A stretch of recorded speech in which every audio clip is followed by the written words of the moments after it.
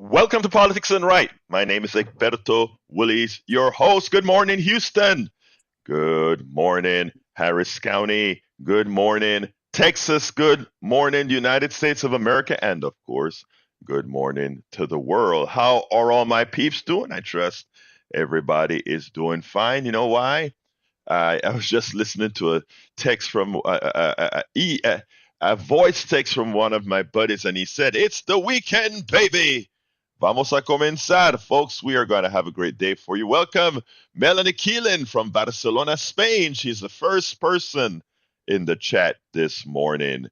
Good morning, good morning, good morning. But before we get started, we pass it to our resident genius in the studio on Caroline. Good morning, KPFT 90.1 FM, Houston. How art thou doing?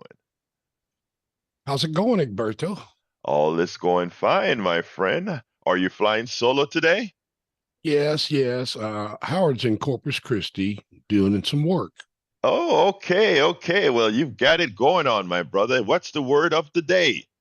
Well, the word of the day is every saint has a past, every sinner has a future. I love that. That's it. Wow, man. If you heard that pause, it was because we normally hear a little longer thing from Jack, but always prescient as it was what he said. Hey, Jack, great word of the day. Thank you so kindly for being here. Thank you so kindly for holding the fort down. yeah, that was sent to me by my friend Brett. Well, So Brett, I you're never I you're never dreamed I'd be 65 and be getting affirmations from other men. It's really kind of, you know, I can dig the messages that he sends me. It's pretty cool. I hear you, my man. I hear you. I hear you. Anyway, folks, I trust that you're having a good start of your day, whether you're driving in your car, whether you're wherever you are. Look, I I went to bed last night sort of heavy hearted because I read, reading the news and all of that. And I kept reading things about, you know, can can can we all really turn things around? Can we really make the world a fair world? And the truth of the matter is, I keep coming back to the same answer, and that is yes, we can. And I remember during the environment days, we had the yes, we can, and everybody was nice and happy that it looked like a change was coming, and things were just getting better. Things were just getting better. And then I sat there and I picked up the New York Times online, of course. Picked up the New York Times, and there was this article about the NHS. And I'm looking for it. I didn't, silly me, didn't get it all ready for you. But the article pointed out that, first of all, there was a time when almost bar none, the British National Healthcare Service, known as NHS, was the most well known system where people paid zero. Healthcare this was considered a right. And right now it is going through, as we would say in Panama, páramo. It's going through hell. And there's a short video. I want any of you who get a chance, I want to put the link to the article inside of the chat. And for those of you in the chat, you can go look for the article. I'll post the article along with the newsletter at politicsandright.com/newsletter as well. But I want to say something about it. Buenos días, Gerardo López. Saludos, saludos. Good morning, Gerardo. ¿Cómo estás, hermano mío? Anyway, uh, the issue is there was a time right after World War II, this great institution was founded. And if you got sick, you just went ahead and showed your card, you go get some health care. whether you needed an operation, medicine, whatever you needed, it was taken care of. It was paid for out of the general funds. And it worked. And it worked for decades. But there is something that most Americans don't realize. We have gotten indoctrination for decades that try to give us the feeling, the ability that only, or not only, that it is the private sector that can do things better than anything else. There's an interesting caveat here that I always try to tell people. The private sector is comprised of shareholders who, create the companies, and if it's a corporation, executives who run a corporations, and all the employees of that corporation who actually do the work. A public system is we the people, the government, who hires executives who then hire a bunch of people to do the work. So we have government executives, or meaning managers, and employees for the government. We have shareholders, we have executives, and the same employees who do the work. The theory that you have been told that is more efficient than anything else since apple pie is that if you have the model that says shareholder, corporation, employee, if that model runs healthcare, that somehow it can be more efficient than the model that says government, executives, meaning managers, shareholders. I want to show the distinct difference here. The one-to-one correspondent is the following. The workers are identical, right? If you're a doctor, whether you work for the government or you work for the private sector, you're a doctor, you have to have the same training. So employees, same thing, right? There's a slight difference. Uh, when it comes to employees at that level, you will find that the government employees have more protection than the private sector employees who generally gets less protection. They fight for unions to get better. Executives, the executives in the private sector generally get more money. They're paid on bonuses as well. If they're able to create more profits, they get more bonuses. The executives in the government, they make a salary. Then we have the the government, of course. All they do is collect taxes so that they can pay the managers and the employees to provide a service. In the case of shareholders, they do absolutely nothing but sit back, put their money in a pool, and wait for the profits to come in. And in the case of healthcare, those profits are equivalent to services not rendered to the people, right? Services not rendered, excess not that's what it turns out to be. You are made to believe that that model with the shareholders skimming monies for themselves can somehow be more efficient than that model that just has the government, the managers, and the employees. And why is that? They say because it's competition. All right. And the truth of the matter is, there's some truth to that.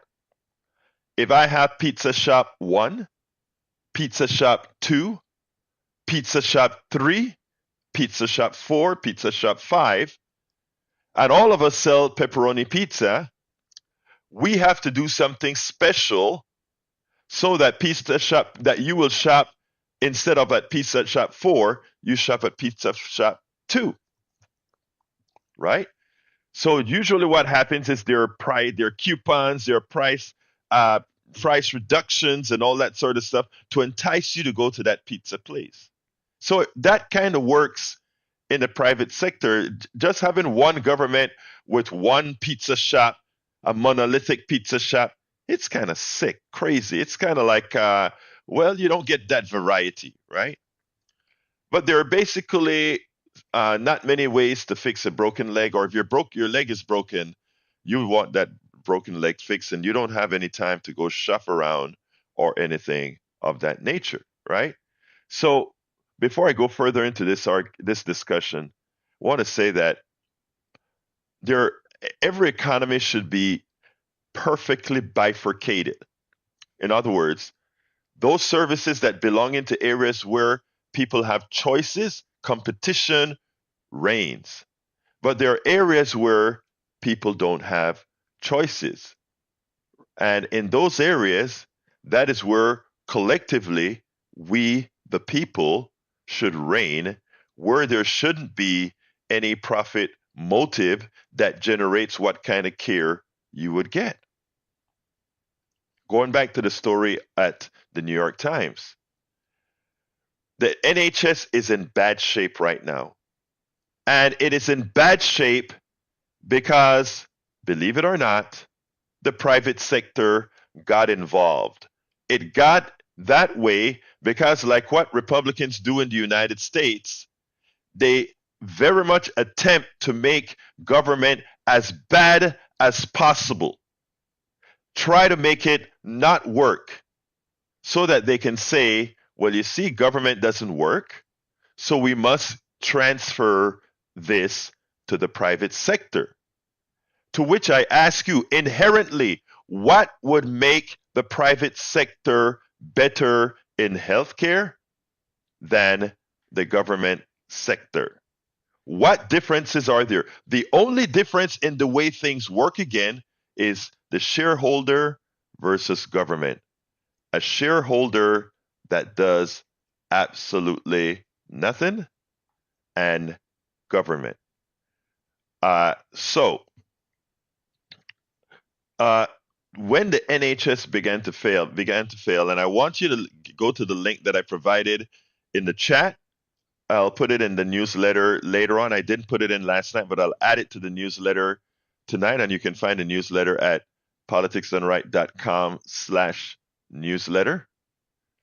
That link has a great dissertation, and it has a video within that New York Times article that explain how the private sector, along with a corrupt government leadership, can destroy something that worked for everybody in order then for those parasites who brought it down to instead collect excesses from the population at large. People, we have to get smart. There are a group of people that are not all that smart. They're no smarter than you and me. What they are is built into their psyche is thievery. And they do it in an antiseptic manner, in a manner that's legal, in a manner that actually increases their reputation. It's a world that is turned upside down. Johnny, I'm coming to you in a minute. It's a world that is turned upside down. We reward that person who can cut cost on the backs of people to make profit. You doubt that? Do you doubt that? This is the start of the show that was not supposed to be the start of the show, but just because I read that New York Times article, I sort of wanted to put a little nodule in your brain and ask you, first of all, sometimes I'm not sure if I'm absolutely clear in the way I'm making my statements, and I say, hey guys, give me a call at 713-526-5738 and tell me if you followed the direction of the discourse, if you have a critique, if you have a comment of what I just stated. But I started all of this before I even started the show. But today's show, the title of the show today is Ryan Grimm on the Squad and AIPAC, the proof that corporate profiteering caused inflation. Ryan Grim embarrassed Ted Cruz. He visited with Politics Done Right to discuss Cruz, the squad, and AIPAC, and more. Here is the proof that inflation was caused by obscene corporate profits. I'm going to start the show after my initial soliloquy with the story on inflation and who caused it that was printed by a global institute yesterday or sometime this week. That's gonna be the first thing that we talk about. But I want folks to understand the following. We must take control, first of all, of our own minds because it is being used against us from the day we were born to the day we die. We're indoctrinated to enrich a few. I repeat, from the day we were born to the day we die, we've been indoctrinated to enrich a few, to be servants of the few. Slavery never ended. It just changed forms. It just changed forms. And whereas we could determine who and what were slaves, now it's a crap. Well, no, it's not a crapshoot. Most of us are. All right, before I continue with the program, I want to go to Johnny. Come on in, Johnny. I'm really liking Magic Jack's word of the day. He's becoming really zen lately. Really liking it. Yes. That's our Jack. That's our Jack. From the time we sat down and had the burrito, and I spent quite a bit of time with Brother Jack, and just listening to his insight, I'm like, brother, you got to tell us something every morning, man. You have got to tell us something every morning. And thankfully, he always has something to tell us. But continue, my brother Johnny. Well, here's a thought of the day. Actually, it's forever when you think about it. Numbers don't lie. Numbers don't lie. Republicans do. And guess which Republican Party politician I told that to the other day? I bet it's John Cornyn. All of them. Right? All of them. Every single one I could get a hold of. Oh, okay, okay. Well, I'm glad to hear that, Johnny. You were in the house making those calls. Good for you, Johnny. Good for you, Johnny. Okay, anything else, Johnny, before I start with the first topic? Wait a minute, one last thing. Yes. Your mention of the way capitalism works right now, unfettered, unregulated, mercenary-style form of capitalism and GOP austerity. Yes. You know the biggest thing about that I don't like? What? Is the deceptive way the Republicans put forth these public-private partnerships. Instead of paying as we go, as we should. That's ironic because that's what they say all the time, right?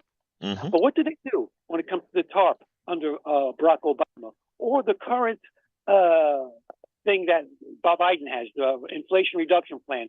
What is the thing that they do?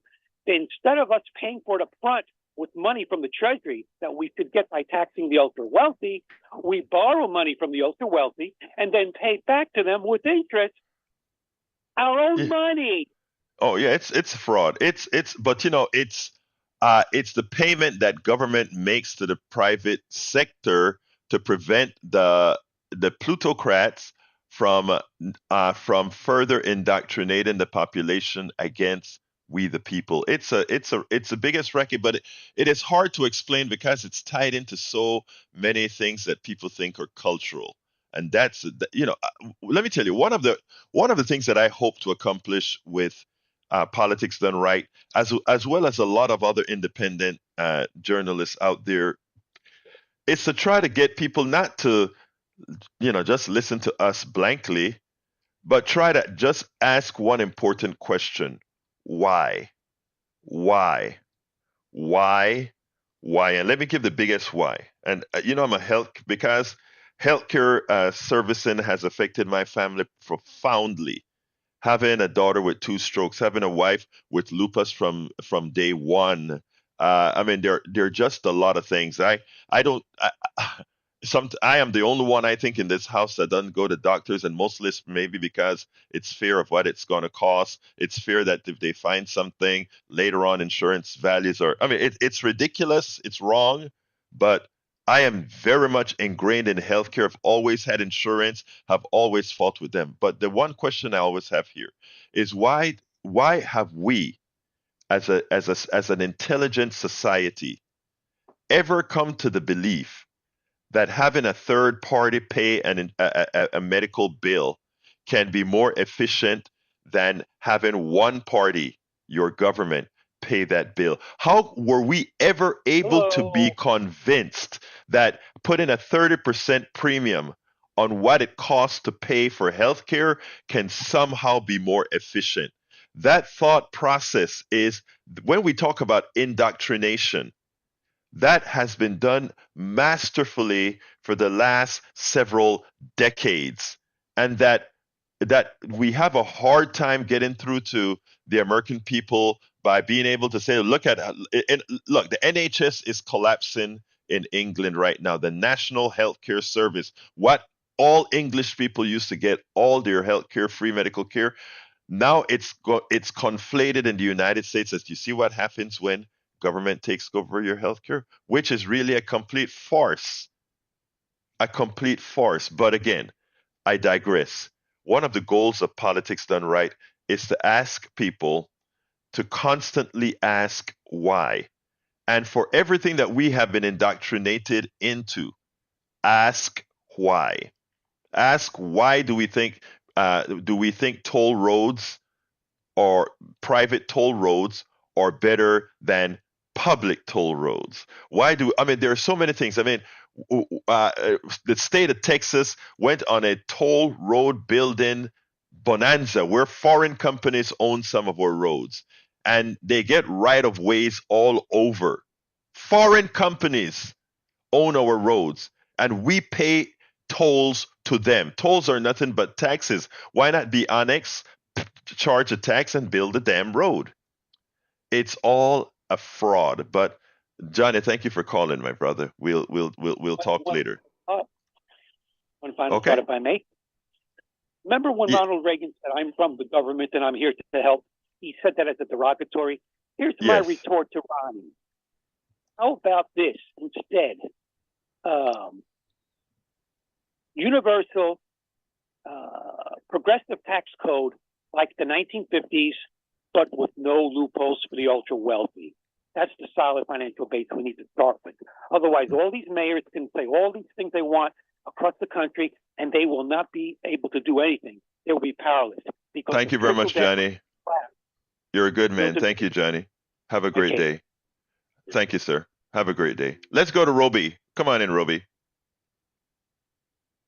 Good morning, Alberto. How are you today? My name is Robbie. Yeah, talk to me, Robbie. You know who Albert Einstein is? Of course I know who Albert. E is equal to MC squared, of course. Theory of relativity. Okay. So you know who Jack Einstein is and Alberto Einstein is, right? I misunderstood you. Repeat, please. Okay. Jack Einstein and Howard Einstein run the control room and you talk. So you're Alberto Einstein. Oh. You're smart. You're just like Albert Einstein, but a little different. You're smart like she is, but you're different because he got a white mustache and white hair and you don't. All right, Robbie. Look, I appreciate the kudos, my brother. I really do appreciate the kudos. You keep listening, you keep telling folks about the show, and make sure that we all together learn together and grow together. All right, brother? Because we're going to do that. Yes, sir. Thank you. Have a good one. Great. All right, brother. I appreciate you, Robbie. All right. All right, folks. Listen. Um, all right. The first topic that I want to cover is an article in Common Dreams, and you guys know one of the reasons I like Common Dreams is they sort of do on paper on their website what we do on our blogs and on radio. They take the news that's out there and present it into a form that I don't want to say give it a progressive slant, but give it the correct slant. When I say slant, not not read through the lens of an indoctrinative status. But here we go. The title of their article was "Study Shows Corporate Profiteering Amplified Global Inflation." As you guys recall, I spoke about several months ago Katie Porter. Katie Porter uh, found a study that proved that half, repeat, remember our inflation rate had gone up to 9 point something percent. And she found out, and the calculations they did proved that half of that inflation was caused by corporate greed. In other words, corporations saw, hey, we inflate, it costs us a little bit more to get this stuff because of the supply chain issues and all of that, but we can sock it to the people. We can raise prices even higher and just say, hey guys, it's inflation. And who always gets blamed for inflation? The government, the government, the government. And so that kind of insulated them from getting any blame. But in reality, they were to be blamed. I brought on Dr. Richard Wolff, economist Richard Wolff, who pointed out the fact that 3% of the American population are the employer class. And that employer class is the only one who has this stuff called pricing power. They determine whether prices go up or go down. They can say today or tomorrow that loaf of bread is not going to be $2 anymore. That loaf of bread is going to be $1.50. After they and my cost is maybe $1, I'll charge $1. They determine what that cost is going to be. So anytime you see a price rise, the first person that should be blamed is that person who raised the prices, not some indirection towards the government. Now, before I continue with the article, I want to remind you of something that we've spoken about before. I've said that whereas Katie Porter proved that half of inflation was caused by the private sector just profiteering, meaning increasing the prices more so than their own cost, it's a bit, I consider it 100% their fault. And let me explain. The pandemic, the actual result of the pandemic, or I should say, the, the pandemic severity was directly caused by our corporate structure restraining what a good government would do. And we had that right here in the United States when President Trump ignored all that we could see happening down the road. I want everybody to remember how Obama handled, I think it was Ebola, an Ebola strain that started to bear fruit.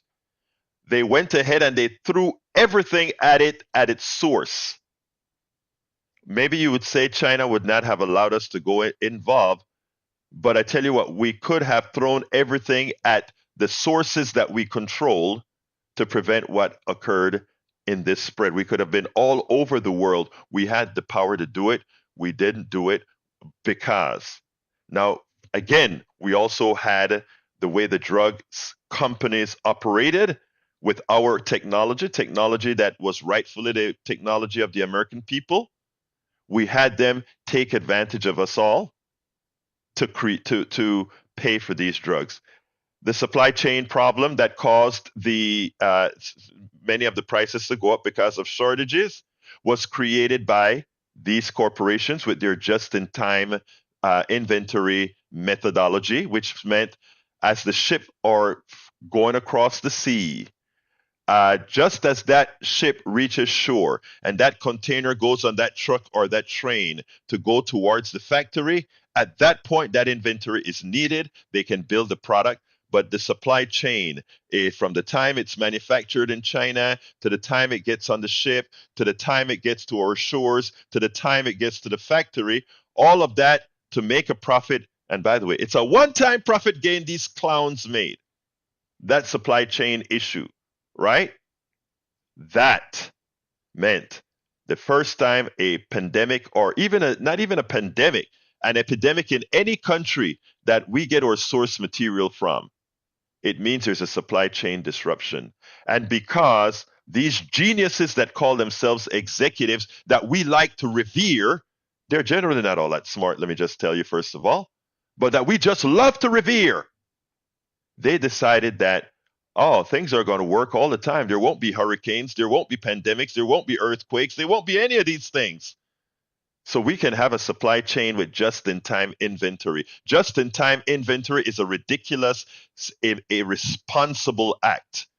And you have all these economists that help some of these capitalists talk about this great just-in-time inventory to maximize profit, and it's always maximizing profit for the few shareholders who have maximum shares at the expense of you and me.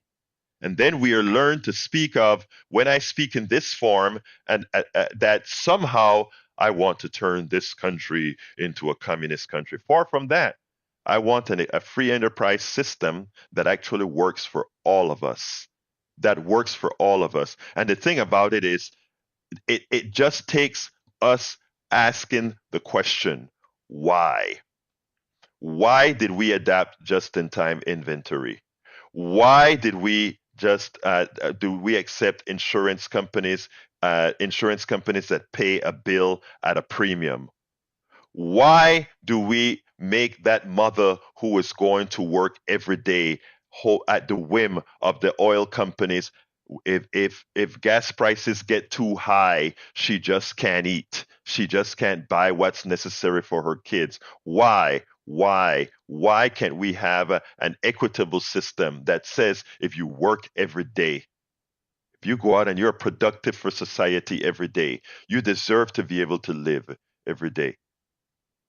Those are questions that real progressives, not far progressives, real progressive ask.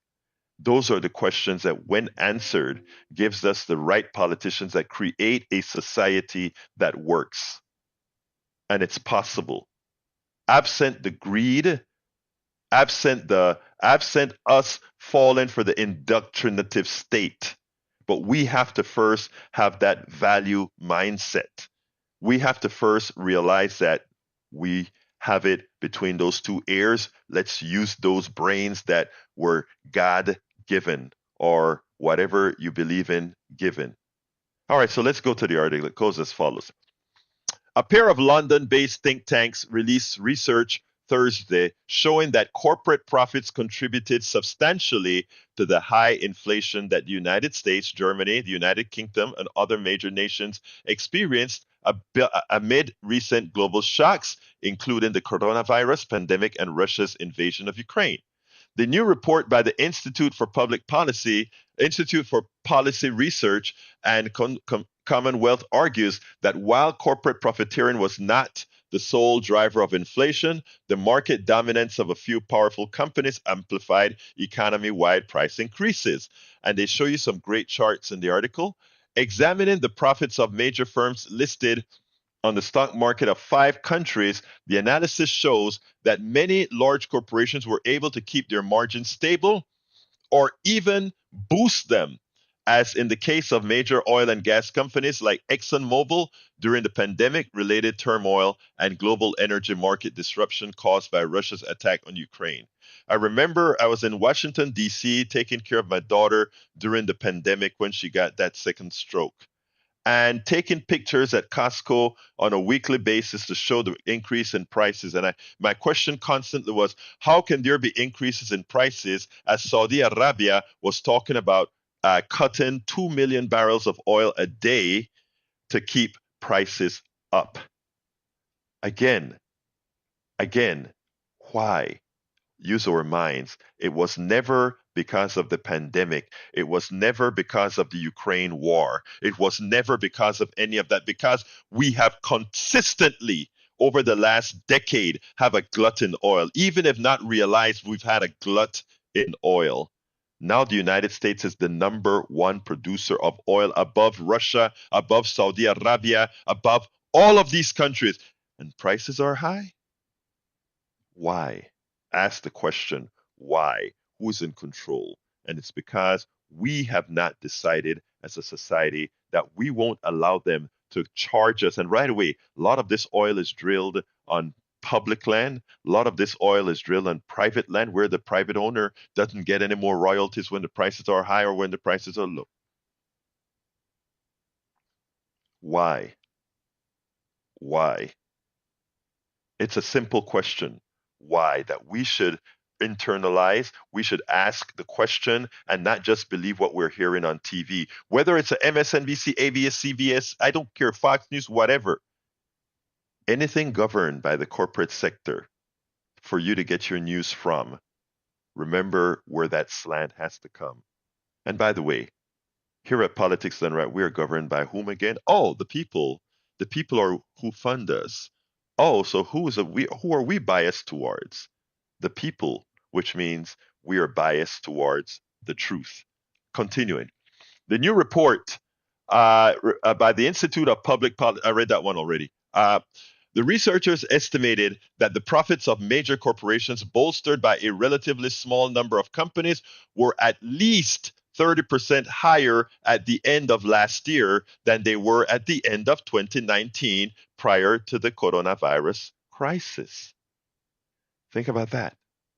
If you have a 30% higher profit margin, how does that translate into the increased prices of the products you're buying? It's much more than 30%. I want you guys again, why? Think. As corporate executives and rich shareholders reap the benefits of rising profits, ordinary people around the world suffered consequences of soaring fuel, food, and housing costs. And you know what? A lot of that one paragraph illustrates that a lot of your fellow Americans either got sick, got poorer, or died because of actions by the private sector corporations during a pandemic. Why? Think. Where's the humanity? Where's the morality? Our analysis of companies suggests many large firms beyond just the commodity sectors are using their power to preserve their profit margins, said Chris Hayes, chief economist at Commonwealth and a co-author of the new report. This pushes the shocks downstream to workers, consumers, and labor-intensive industries that are less able to absorb them. The new report, which adds to the growing body of research on the role of corporate profits in driving inflation, offers several possible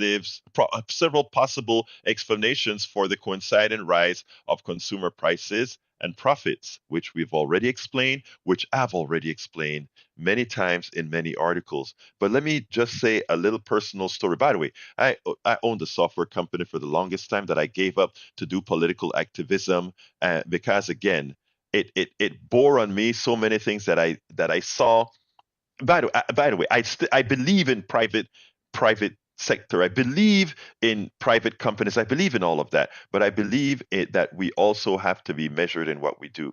I wrote software. I wrote the software, designed the software, debugged the software, wrote the books for the software. I did everything. Not like the shareholder that does nothing and collects money by just investing their money. I did it all to write this software. And one of my one of my clients was Boeing. And this was used to check tests. I think it was 777 or 787. Can't remember which modules they used my communication software for as to transport for their test platform. But anyway, it turned out that when it was time to license the software, I charge a humongous price to license the software. I won't even say it here, right? And I always felt that sense of guilt. I'm like, damn. I mean, but it was the only one on the market that could do what it does. And if you follow the standard capitalist methodology, what I did, there was absolutely nothing wrong. What I did with charging for that particular piece of software, for them to license that software. But I remember when they came for I think it was when they came for re-up for the license. I don't remember exactly all that happened, but when it came time for that, and the folks, I could have charged just about anything.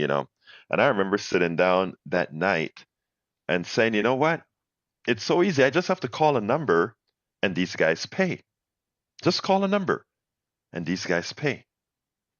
And then it kept on hitting me, and I'm like, well, it's not their money. It's not the money of the execs who are making the deal. The engineer goes and he say, I need this software. They go ahead and they procure it, and they go ahead and they get the software. And then it came to me immediately. I'm like, these guys at the top, those with price and power, have all the power. And ultimately, I am charging that the person at the lowest end of the bargain, that traveler, that person who is buying a ticket to go see grandma, ultimately pays the price. And that's where some sort of personal morality must come in as we charge prices, because no matter what we charge, it has an effect somewhere down the road. And each of us as individuals, whether we're executives or otherwise, have to pay that price, or has to pay that moral price with what we do on the charging level, whether it is to profit ourselves or also the corporation or the shareholder. I'm going to continue with the article, but let me go to Diana first. Come on in, Diana. How are you doing this morning? Hi, good morning. I'm calling from Spring Branch in Houston, the Houston area. Thank you thank you and welcome, Spring Branch. I'm calling because I know we've talked a lot about HISD and what's going on, but in Spring Branch, there's a $35 million budget shortfall, even though the district has a rainy day fund. But because of the state's reluctance to adequately fund students, we're now facing a proposed 5 school closures in Spring Branch, and they're all in vulnerable North Side communities. If you're familiar with Spring Branch, it's divided by the freeway in the haves and the have-nots. So there's a big vote at this next Spring Branch board meeting on Monday, December 11th at 6 p.m. And it's time to show up for public education for kids, and the meeting's at 6 p.m. But if you want to speak, you have to arrive a little sooner at 9016 Westview at the Spring Branch Education Building. So it's really devastating to see our community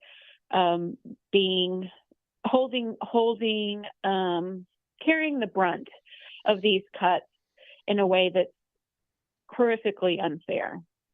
And these are cuts that don't really even have to be, as Spring Branch is not, it actually has quite a bit of industry in there as well. I mean, and by the way, you're right.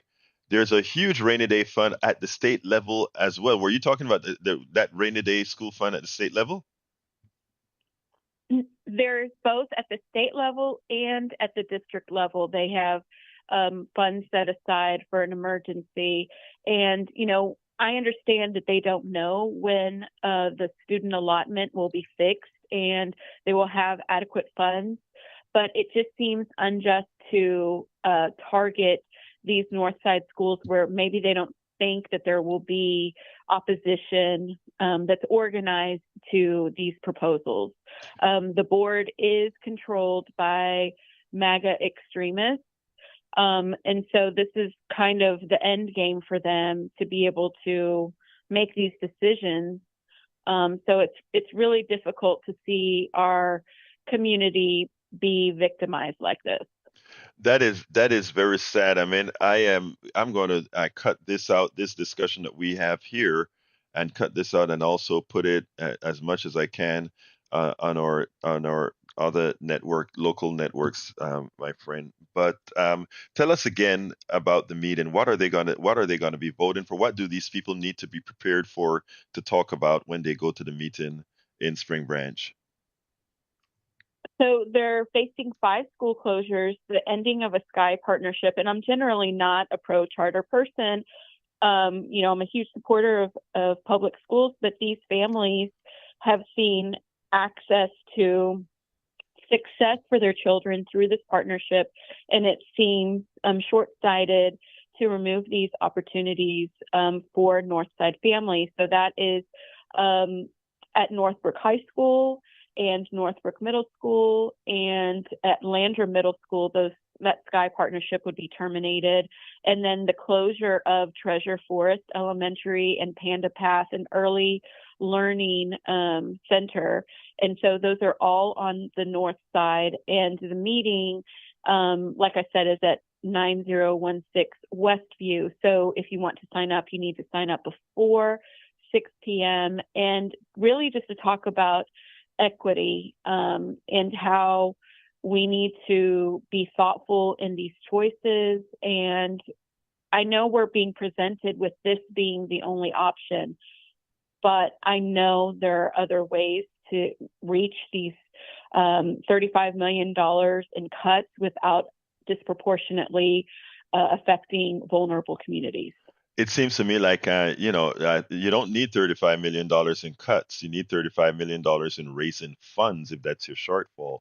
Which if, across the Correct. count across the, we have to stop thinking from an austerity point of view, Diana. It's Mhm. always we're shortfall $35 million.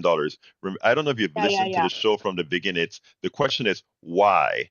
Maybe you're Hmm. incorrectly taxing. Maybe you're not getting the funds where they should come from, et cetera, et cetera. But we need to Hmm. stop thinking in the mode of austerity and start thinking in the mode of Correct. providing what's needed. Now, Diana, is there an article that's all encompassing that you can email me to kpft at politicsdoneright.com, kpft at Yes. politicsdoneright.com. Please email me something with the article that I can put along with this excerpt of this show that I'm going to put out there on this particular topic today.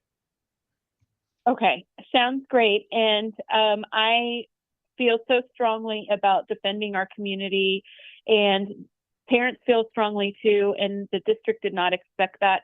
But I don't accept the premise of their question, meaning that how do we make these cuts? I feel like you're right. We don't need to accept the fact that there's a $35 million shortfall. I think there's more to it, that we can work towards solutions for all of the families in Spring Branch. Absolutely. Please send that email because I will go ahead and just sort of publicize it however I can as well. And for those that are Okay. listening to us right now, folks, please remember this. Um, Diana just said that the school board was taken over by a MAGA crowd, and we know what the MAGA crowd stands for. And this is not trying to be offensive or anything of that nature. This is just trying to say your vote count, and staying home and not voting on these school board elections is a vote. Whether you vote in person or you vote without voting, it is a vote.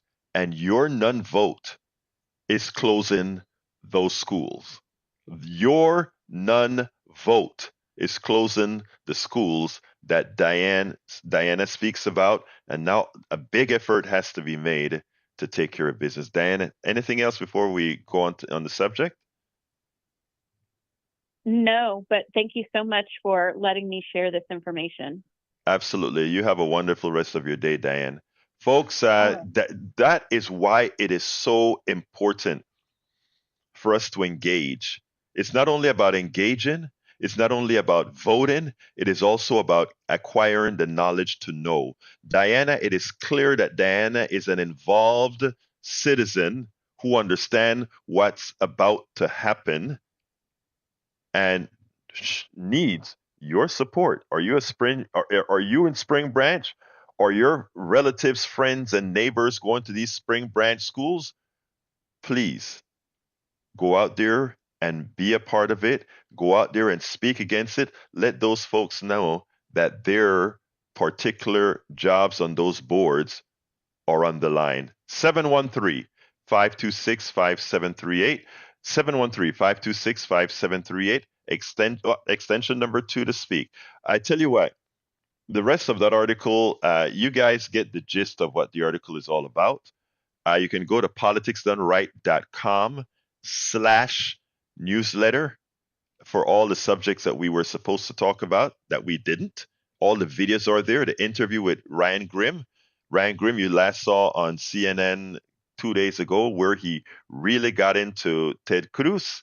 when I saw that interview, I had to call him up and say, "Hey, man, you got to talk to your brother because I want my audience to hear what you have to say." That was a great takedown on Ted Cruz on CNN. All right, come on in, Augie. Yeah. That thing about how the corporate greed works. I was thinking about this guy that I used to work at the BP plant in Texas City, and the labs there. They spent a lot of money on them, and I knew a guy who would go in there and repair their equipment. He got paid a lot of money, and we were talking one time. He says, "Yeah, I got paid $4,000 to go fix your equipment." But then he got curious, and he asked the guy who hired him how much money he made off his work. And the guy said, "Well, I made $15,000 just by calling you up and hiring you." This guy didn't do anything. He just hired Yeah. this guy who knew how to Yes. do the work. And Yeah. and that's another thing. And the BP guys, well, like I told you once before, I was at a meeting, and the BP executive from England came over because they were going to shut down a unit and replace it. And then he was also talking about the pipeline that they had there. There was an explosion in the unit once before. It killed like 17 people. Hmm. And usually the people who die are the contractors. And that's how I got called in there to work on the phone lines.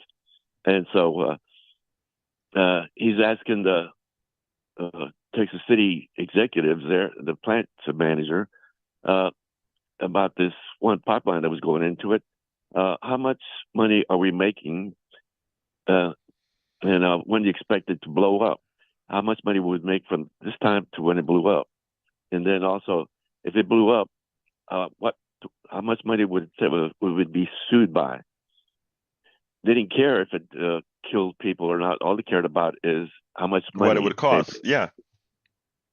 what it would cost. If they make more money than what the suits would bring, so go ahead. Let's use the pipeline until it blows. And You so, know, yeah. you see, Augie, and we can. It's morally wrong what they're doing, but that is a definition of capitalism as defined by Milton Friedman in its latest iteration. The truth of the matter Right. is, it is a dereliction of duty if that person who figure asked that question didn't ask it. He had to maximize the profits for the corporations, and so that's why they don't care about polluting, right? Because they figure, That's right. let's determine what things are going to cost. If we pollute and get struck in the court, what percentage of our profits is that going to be? And worst case, Augie, worst case, because we have a false entity called a corporation with its own values, with its own being, a corporation can just go bankrupt and disappear.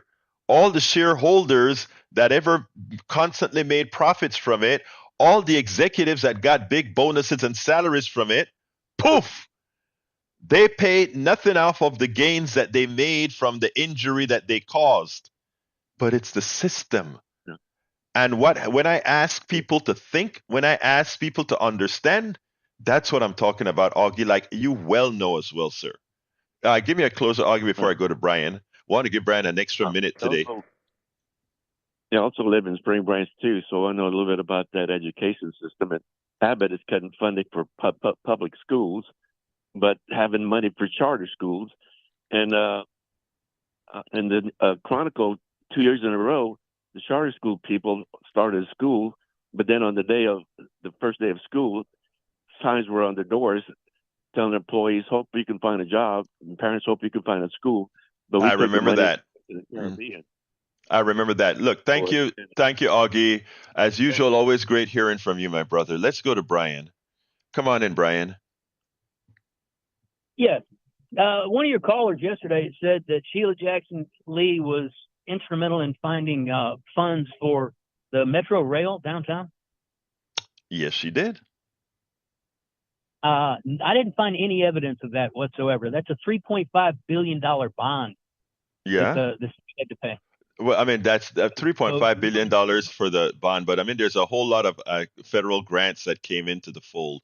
So what you want to do is go ahead and look. And by the way, I didn't go ahead and research this, but I do remember during the times when this happened, Brian. But anyway, so the case of that the person who brought that information had good information. Any other thing you want to talk about? Okay, and it's always a mega person that's running the show at the schools, right? It's always the bad guy is the mega, right? No, Make no, no, America. not at all. No, no, no, no, no, no. Brian, you're a MAGA, Brian. You are MAGA, and you always call this I'm show. not. Oh, you're not. I thought you told me once you were. No, I've never said that. Oh, You're okay, lumping. but you're a Trump supporter, right? You're a Trump Yes, I supporter. support Trump. Yeah. Okay, good. Okay, all right. So maybe I just transposed as Trump supporter being MAGA because most of the Trump supporters are in fact MAGA. But anyway, continue, Brian. Okay. Yeah. You need to look up the term racist because if you lump everyone into a certain group without knowing them, you're a racist. I agree with you 100%. I agree. Hey, Okay. sir, So I you agree with called you me a mega. 100%. Huh? Say that again? Yeah, you called me. You called me a mega, right? Because I support Trump. Well, There's the n- answer. I don't, but that's not a comparable argument what you just said, my friend. That's not comparable at all. I called you MAGA because I made the assumption that as a Trump supporter you were MAGA. You corrected me, and I said, "Oh, I told you the reasons I said that." That is different than saying all MAGA people are wrong, or I mean, in fact, you know that I have a whole lot of MAGA supporters as well. Okay, You I'm know sure you that. have other comments. Okay. You know Okay. that. You know that.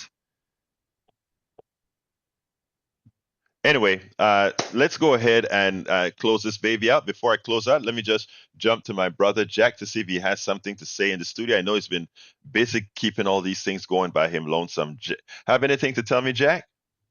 Yeah, just a little description. Over the years, they've been, deregulating everything. They've been building this box that they're going to close on us. The lid is closing, Mm-hmm. but it's not sealed yet. And that's the Hey, chance we have. We have to make sure that that box didn't get sealed into authoritarian government. Okay. man, Jack, I love that what you just said there. I mean, you would not imagine how much I love that. And let me tell you why I love that real quick with the little time that I have. You said the box is not sealed yet. And most people are acting as if the box is sealed. It's not sealed. I'm gonna pick that up on our next show. Remind me to pick that up on our next show. That was a very important statement. Anyway, thank you, Jack. Thank you, callers. Thank you for the rest of the people. All of you who are listening, love you all, and I mean that from the depths of my heart. My name is Egberto Willies. This is Politics Done Right, and you guys know how I end this baby. I am what? Out.